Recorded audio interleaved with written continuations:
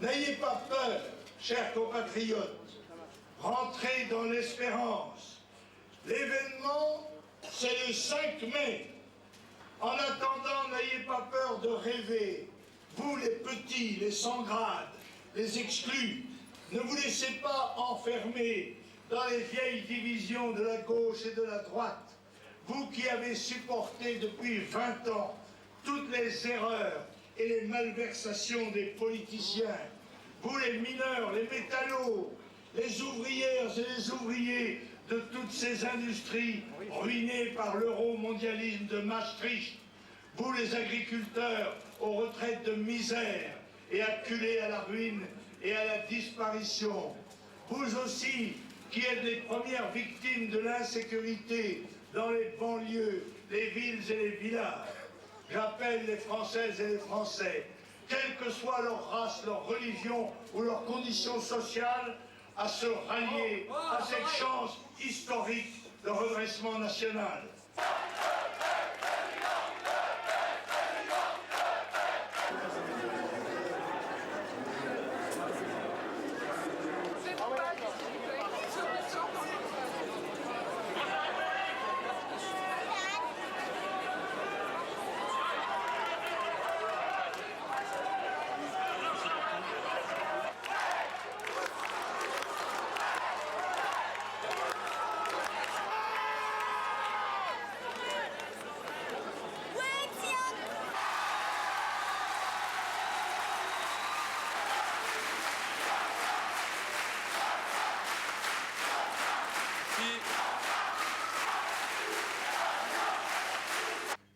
Le résultat du premier tour de l'élection présidentielle, qui vient de tomber, est comme un coup de tonnerre.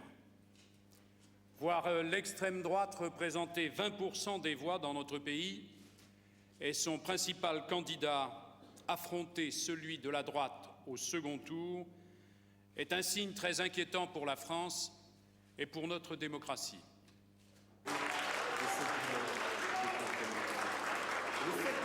J'assume pleinement la responsabilité de cet échec et j'en tire les conclusions en me retirant de la vie politique après la fin de l'élection présidentielle. Jusque-là, je continuerai naturellement d'exercer ma fonction de chef du gouvernement.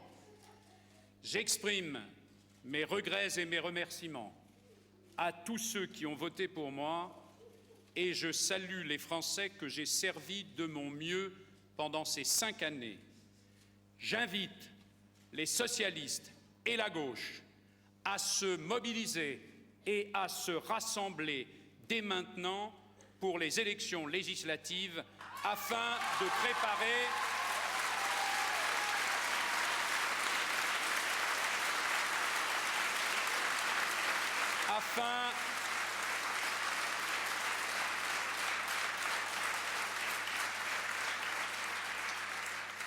J'invite les socialistes et la gauche à se mobiliser et à se rassembler dès maintenant pour les élections législatives afin de préparer la reconstruction de l'avenir. Je vous remercie.